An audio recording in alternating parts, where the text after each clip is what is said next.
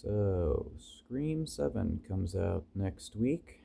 Um, Feels like it was just yesterday that the trailer dropped and everyone was all excited. Woo, yay! And don't get me wrong, I'm still going to see it, okay? I am going to see it as soon as I can, and I will be posting a review once I do see it. And I'm thinking it'll be like a spoiler, it'll be spoiler free at first, and then like the second part of the video will be spoilers. But I just wanted to talk about leading up to the movie, just a few concerns that I have, and I feel like I don't know, it's just something that's been on my mind, and I feel like I wouldn't exactly have the same experience if I didn't share this. So I'm just curious if here's what I got, and I'm curious if any of you do as well.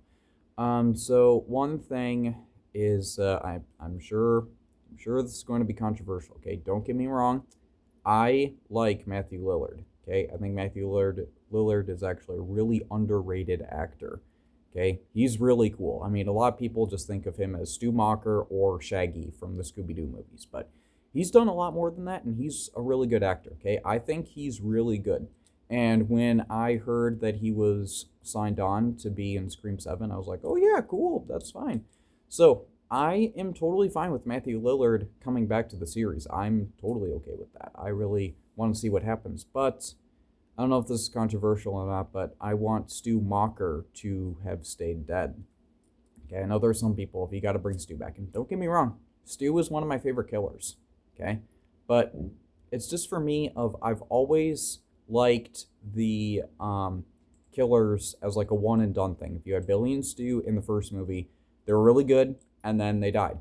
And then Scream 2, you got Mickey and Billy's mother, and both of them died. Move on. So it was just a thing of I thought it worked better if the killers were a one and done thing, and like Sydney or Sam and Tara in the newer movies, they fight them off, they kill them, and then that's it, and then we move on to the next chapter. So I actually would prefer if Stu Macher stayed dead. Now that's just me. I know there are a lot of people that are both big Matthew Lillard fans and big Stu Macher fans. They're like, Stu has to come back and all of that. And like I said, I like Stu. I really do. Okay, don't get it wrong. I just would prefer if he stayed dead. But it seems like he is coming back.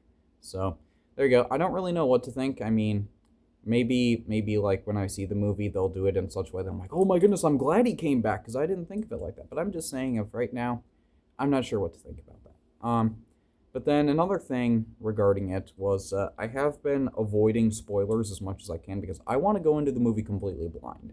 Okay, I want to be surprised. I want to try to figure out the mystery by myself, so I don't know anything about the movie. Okay, I want to experience all of that for the first time when I see it in the theaters, and that's by design. Um, so I don't know all of the details of like who the killer is going to be and all of that.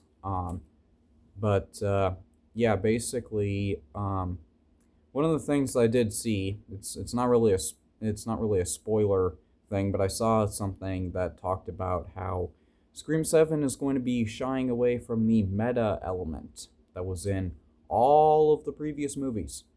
And I get that they're trying to take things back to Sydney and what's going on with Sydney and all of that. And Sydney, Sydney, Sydney.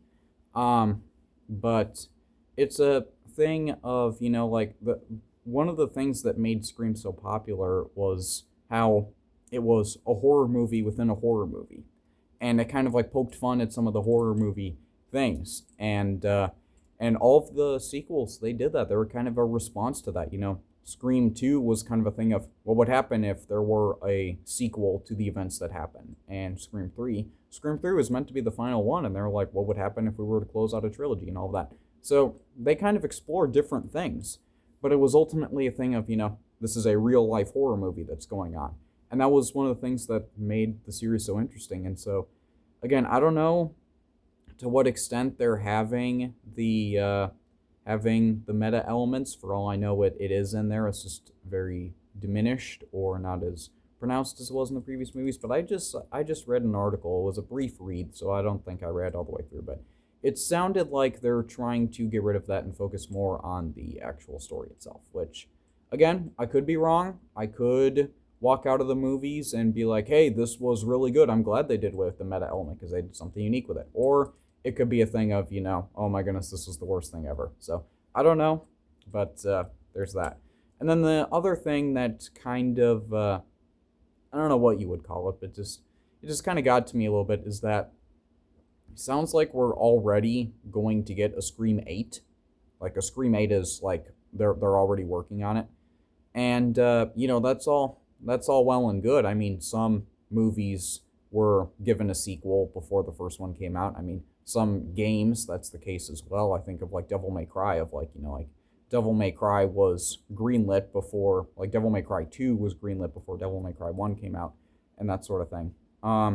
But it's just a thing of like when they try to rush that, there's a chance. I'm not saying it's bad every time, but I'm just saying there's a chance that they could miss the mark a little bit if they try to be like, hey, let's do this right now. And I think of things like Halloween 5, and I think of, and I personally am a fan of every Scream movie, but I know there are some people who weren't too keen on Scream 6 because it came out, not too long after Scream 5 did, and there were a lot of people that weren't big on Scream 6, and they were like they should have taken more time to consider what kind of story they wanted to tell. So we could run into a situation like that. And like I said, I could be wrong on all of this, okay? I could go to the movies and watch Scream 7 and be like, holy crap, this is the best movie ever, and all of that. I might like it more than the original. I might like it more than Scream 5. I don't know. I don't know, but yeah, I'm just saying that, like, that's kind of what's on my mind, and yeah, I just kind of wanted to share that. So if you agree with me, if you have some of those same concerns, or maybe you don't care and you're like, I'm gonna see the movie regardless, because I'm kind of in that same boat. It's just I'm a little hesitant to be like, this one's gonna be really cool. So I'm like backing up just a little bit and being like, okay, let's see what happens, and then I'll formulate my opinion. But I just want to know what you think. So do you have that same kind of concern? And if you do, then what do you got? Do you agree with me? Do you disagree with me? Regardless, we can definitely talk about it in the comments. But yeah, that was just kind of on my mind. So yeah, stay tuned because next week I will be seeing the movie. I did order a ticket in advance so I can see the movie as soon as I can. So there is that. So stay tuned for that. I will be posting an out of the theater reaction of like, oh my goodness, I just saw it, and whatever I think. Then I'll be posting a review later. But yeah, so that's what I got. If you agree with me, you can leave a like, I guess. You can let me know in the comments what you think. You can subscribe. Stay tuned. Check out my my other videos if you're interested. But yeah, I guess stay tuned, and I will see you all later for some scary movies.